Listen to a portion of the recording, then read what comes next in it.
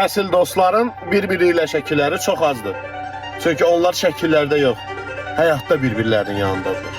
Alan dostum necəsən, nə var nə yox, çoxdan da görüşmürük, səndən xəbərin yox.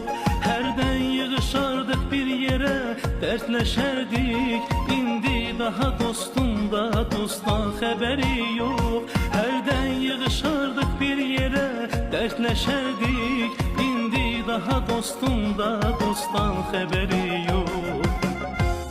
Gel oturaq, söhbət edək, çay içək, ötüb keçən o çağları yad edək. Ömrə günə çox eyləmə etibar,